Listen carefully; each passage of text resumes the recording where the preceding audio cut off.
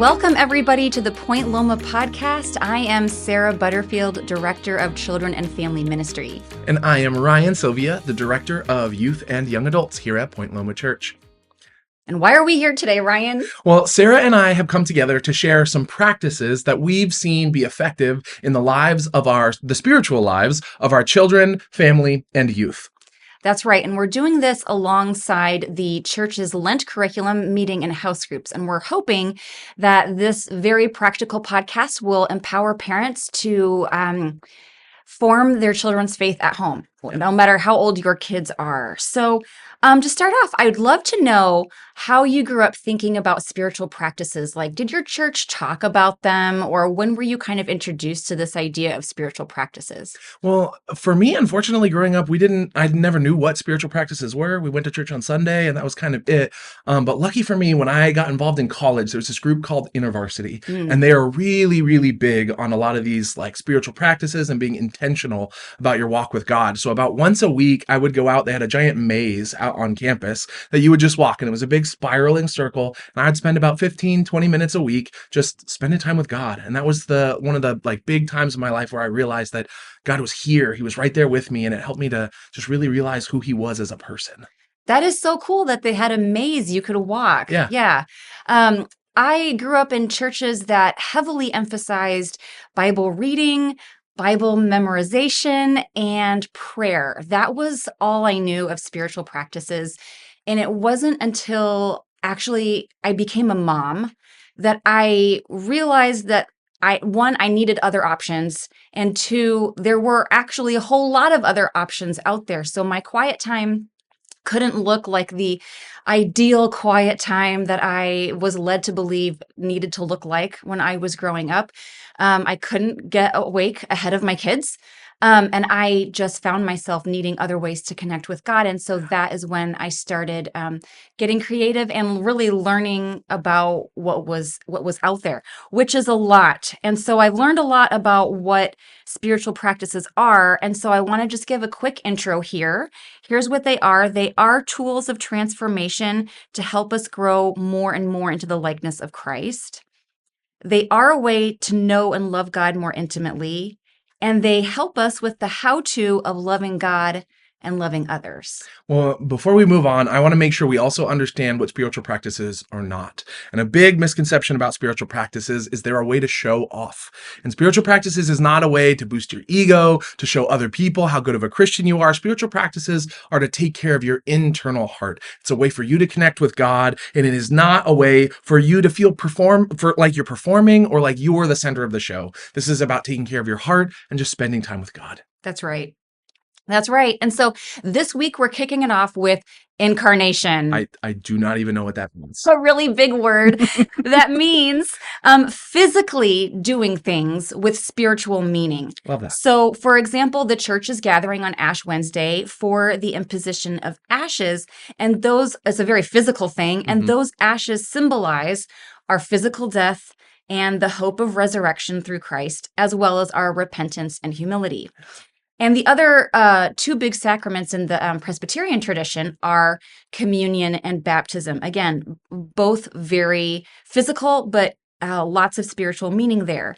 But there are other ways that kids and teens can participate in incarnational spiritual practices. And so here are a few that we thought of. But before we get started, please know that this is not a laundry list of things that you must do at home. Absolutely not. This is just a list of ideas that might appeal to you and your kids. So depending on their age, stage, and interests, yes, pick one or two that you'd like to try this week. So you want to start us off? What's the first one? Well, if you're going to start with me, I tend to work with the older kids. So keep in mind that a few of these are going to require a little more responsibility on your kids, perhaps, or by your kids, perhaps, or maybe a little more oversight. My favorite one with our older kids who maybe have a little more responsibility is to take a piece of paper and write down either a frustration, maybe a mistake that you can't let go of, or just a hope for the future, something that, you're just really struggling with that you can't let go of. Write it down on a piece of paper and go outside. Make sure you go outside, and either in a fire pit or a bucket, you just light it on fire. You let it go. You let your pain burn away. You let your anger burn away. And if you've got a little money to spend, they sell flash paper on Amazon. Oh, Makes it fun. way safer and way more cool. That is fun. And we can link to that in the show We notes. absolutely can. So speaking of fire, the other thing that you can do is light a candle simply during your Yeah. family dinner Mhm. as kind of a tangible reminder of Christ's presence. Yeah. And there is something like deeply cool when you take something as ordinary as dinner and be intentional about lighting a candle and saying, hey, we're lighting this candle to remind us that Jesus is right here with us, Yep. even as we eat our Yeah. dinner. That's awesome. I had a friend during Bible study who would always bring up an empty chair, and it bugged the poo out of me, but he thought it was the most special thing ever. He would leave a seat for Jesus anytime we would have a little gathering together, and it was really special. At first I didn't understand it, but as I've gotten older, I've come to really appreciate that everybody's got their own way to interact and be with God. And just be reminded of God's presence with us. I love that. Yes, I love yes. that. Yeah. So what's another one? I love to write. Haley has really helped me to write letters. So I love writing a letter to God. It can be something where you share your joys, share your happiness, or another thing you can do is write a prayerful letter to your future self. Writing about your hopes, writing about your dreams, maybe writing a prayer for something you hope to, move past. But just writing letters is a really, really great way to connect yourself if you're maybe not that active person, but you're an author. Yes.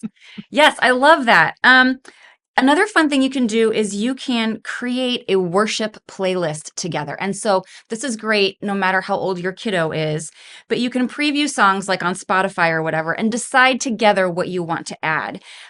Play it in your car when you're on your way to things, play it at home in your kitchen. We can add a link in the show notes to a short playlist just to get you started for the younger kiddos. I've got one for the younger kiddos. Yes. And I know Ryan. I'd be absolutely happy. I've got a personal playlist that I would be Yes. happy to share with everybody. And you can kind of pick and choose. And the great thing about the children's playlist that we're going to link to is that it's appealing to kids and it's not going to hurt grown-ups' ears, which I think is really important. Absolutely, absolutely. And the importance with all these activities is they can be done communally as a family. We absolutely love to see families getting together, but teens or even our older students, if they want to go off and be by themselves, if they want to take their own time to take this spiritual activity as their own, we absolutely encourage that. Yeah. Another one that I thought of too is just pairing prayer with movement. You're talking about physical things that have spiritual meaning. And one thing you can do is take a prayer walk together, walk your neighborhood or walk your school campus and just kind of pray for the homes and the buildings and the people inside. Yeah.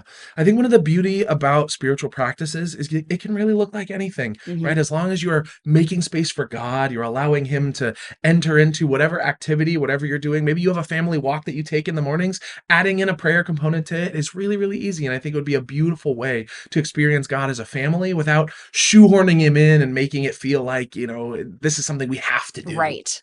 Right.